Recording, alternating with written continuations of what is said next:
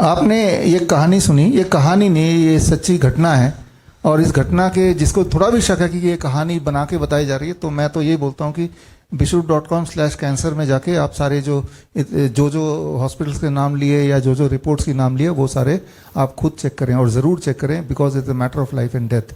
याद रखना होगा कि हम सबके बॉडी में कैंसर सेल होते ही हैं, लेकिन वो कैंसर सेल हमें मारेंगे या हमारे साथ ही चलते रहेंगे, ये निर्भर करता है कि आप उसके साथ क्या करते हैं। ज़रा मैं छोटा सा एग्जांपल देके समझा देता हूँ कि कैंसर सेल कैसे होते हैं। वो इस वक्त जितने भी लोग यहाँ पे हैं जो लाइव कर रहे हैं, या हमारे पत्रकार लोग, या जो लाइव देख रहे हैं, मुझे याद रखिए, हम में से हर एक के बॉडी में cancer cell any point of time होता ही है। अब मान लीजिए डॉक्टर बोलेगा पेट स्कैन कराओ, बायोप्सी कराओ, तो एक्चुअली मान लो ये ट्यूमर है, ये गांठ है, जैसा कि इंदिरा जी के केस में बोला गया है कि भाई इसको तो भाई हमें बायोप्सी कराना चाहिए, इसका तो भाई कीमोथेरेपी कराना चाहिए, सर्जरी कराना चाहिए। अगर इस गांठ है, इसको मैं सर्जरी करा के निकाल दूंगा, ये 1 हफ्ते बाद हम मिलेंगे तो क्या दिखेगा आपको? कितनी बार भी आप इसको काट दो, कुछ दिन बाद जब आएंगे दोबारा से पेड़, ये ट्यूमर बनता हुआ दिखेगा। लेकिन अगर सही मायने में मैं चाहता हूं कि ये गांठ यानी कि ये ट्यूमर, ये पत्ते गायब हो जाएं, तो मुझे क्या करना पड़ेगा? अटैक यहाँ नहीं करना पड़ेगा, मुझे अटैक करना पड़ेगा नीचे, जहाँ से खुराक मिल रही है इस ट्यूमर को बढ़ने के लिए। अगर मैं, ये बहुत अच्छा बड़ा पेड़ है, लेकिन इसका अगर मैं अब मैंने इसको निकाल दिया और इसका खुराक को मैंने ख़त्म कर दिया, अब अगर 10-15 दिन बाद आएंगे, क्या ये ऊपर वाला ट्यूमर रहेगा? वो it will die its own death, right? तो यही करना है आपको, जो अभी हमारे पेशेंट ने, जो प्रतिभा जी बता रही हैं, या जो निशा जी ने बताया, जो अभी इंदिरा जी बताएंगी, don't eat after 6 PM।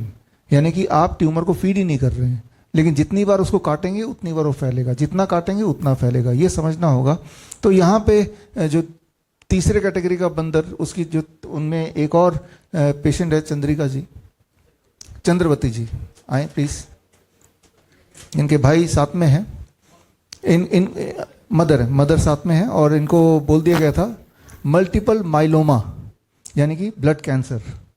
Blood cancer, जितने सारे कैंसर होते हैं उनमें जैसा बताया जाता है, या जैसा आप देखते होंगे कि एक बार ब्लड कैंसर किसी का लिख के आ गया तो वो 2-3 महीने का मेहमान होता है, अगर वो वही करे जो डॉक्टर ने बताया, तो अगर वो बीच में है, राइट?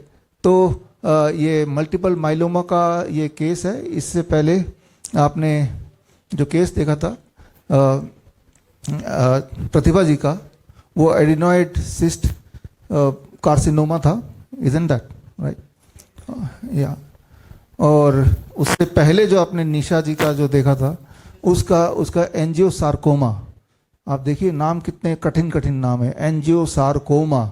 इंसान तो बोलते बोलते घबरा जाएगा, जबकि असलियत क्या है? वो छोटी छोटी बातों का ध्यान रखना है। तो फिलहाल हम चलते हैं अगली कहानी की तरफ, और उनके बेटे से आप थोड़ा सा 5 मिनट में, 2-4 मिनट में, पहले का इतिहास और उसके बाद अभी का।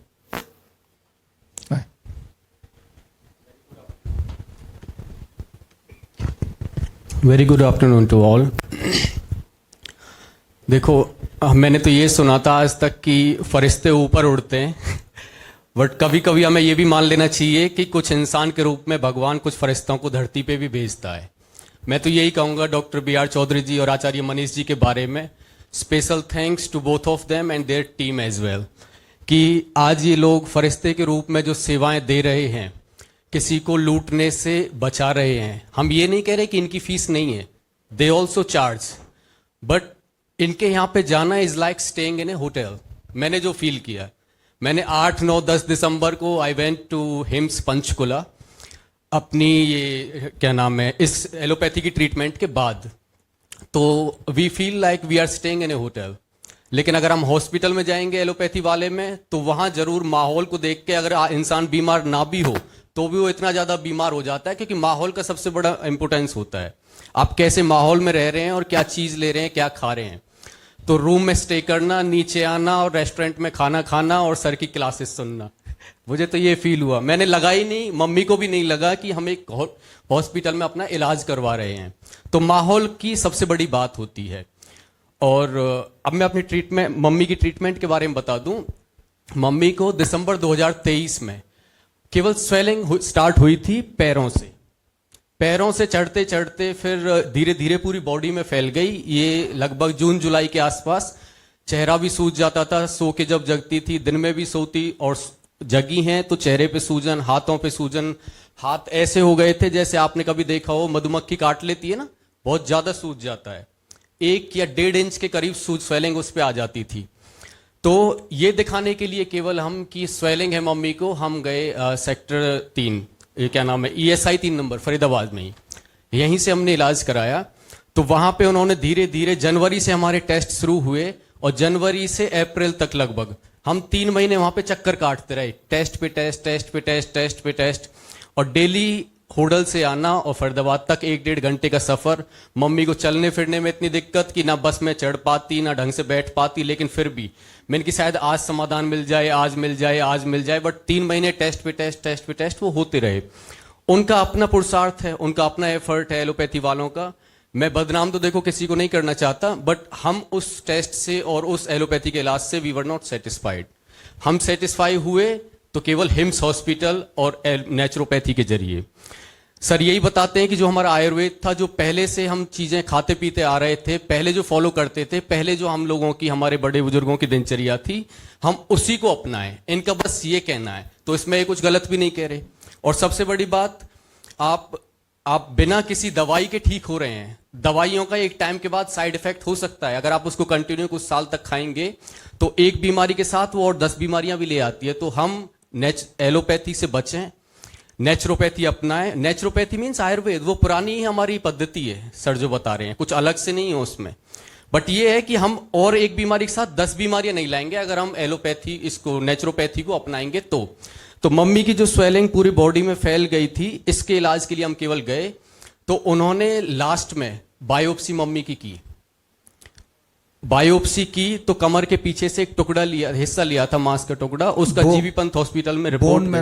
Bone marrow test is very very painful, इतना डेंजरस था। जब वो हो गया तो नेक्स्ट डे जब हम क्या नाम है, एक बार और जाना हुआ क्योंकि मम्मी ने एक कीमो भी ली।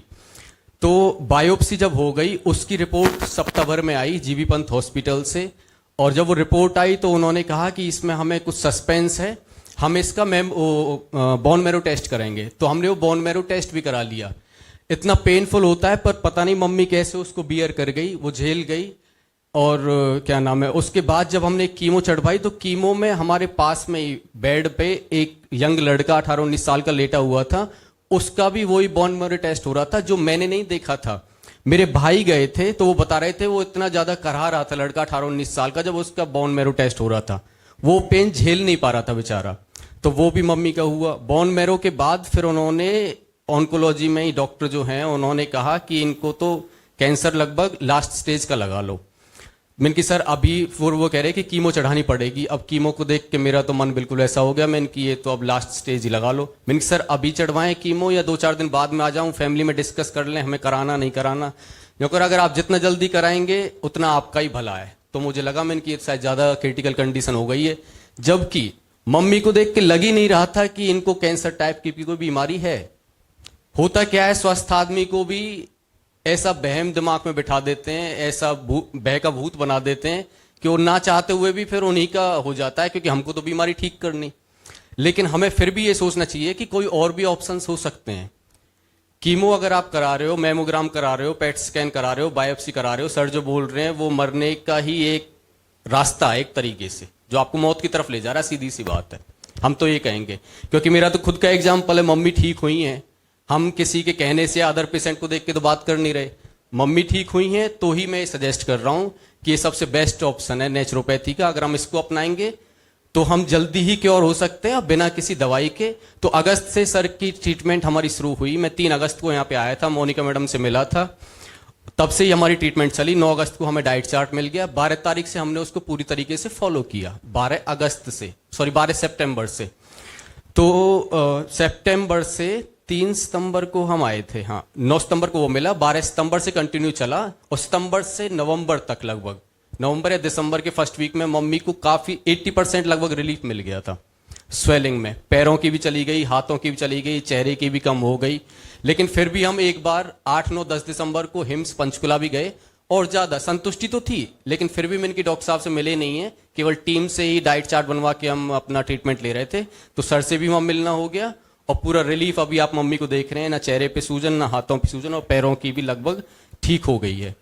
अभी 15 या 20% के समथिंग पैरों पे है, हाथों पे बिल्कुल नहीं, चेहरे पे बिल्कुल नहीं, पेट भी इतना बढ़ गया था वो भी नॉर्मल है। तो मैं तो यही चाहूंगा, थैंक्स टू बीआरसी सर की टीम को और उनके आचार्य मनीष जी को और उनकी टीम को, पूरे हिम्स हॉस्पिटल को। Thank you so much. Thank you, धन्यवाद, thank you, thank you, thank you, thank you. तो ये जो आपने पेशेंट, तो चंद्रावती जी, तो मेडिकल भाषा में इसको मल्टीपल माइलोमा बोलेंगे या सिंपल भाषा में तो ब्लड कैंसर बोलेंगे। और दोबारा याद दिला दूं, किसी भी पेशेंट को, जब आप में से किसी को अगर पता हो या कभी ऐसा हो देखा हो कि ब्लड कैंसर किसी को बोला तो 3 महीने बाद मिलने जाएंगे तो पेशेंट मिलेगा नहीं, वो ऑलरेडी जा चुका होगा। ऐसी बुरी हालत कर देते। तो ब्लड, मैं ये बोलना चाह रहा हूँ, ब्लड कैंसर है या नहीं है, उसके लिए जो बोन मैरो टेस्ट होता है, वो टेस्ट अपने आप में बहुत बड़ा घोटाला है। पेनफुल तो है ही, लेकिन कई बार टेस्ट करते वक्त टेस्ट की वजह से ही इंसान की डेथ हो जाती है, कई बार। ये इसके अगर डिटेल में आप जानना चाहते हैं, जो बातें मैं बोल रहा हूँ इसके सबूत अगर आप जानना चाहते हैं कि बोन मैरो टेस्ट से वाकई में ऐसा होता है तो सबूत कहाँ है, बायोप्सी से वाकई में ऐसा होता है तो सबूत कहाँ है, फिर मैं याद दिलाऊं, सबूत ये आप इस लिंक में जाएंगे तो मेरी किताब है the rapid टॉटर्स model for cancer cure, ये किताब की पीडीएफ मिल जाएगी। ये आज जो हमने कैलेंडर लॉन्च किया था, कैंसर कैलेंडर, इसकी भी पीडीएफ मिल जाएगी। तो उसमें आपको सारे एक एक चीज़ जो यहाँ बताई जा रही हैं वो सबूत आपको उसमें दिख जाएंगे। अगर आप diabetes, hypertension, heart disease, cancer, chronic kidney disease, liver failure etcetera से परेशान हैं और पूरी तरह से दोबारा स्वस्थ होना चाहते हैं, by correcting your body clock, by correcting your circadian rhythm, contact कीजिए अपने ही शहर में the nearest doctor BRC clinic और डॉक्टर बीआरसी हॉस्पिटल।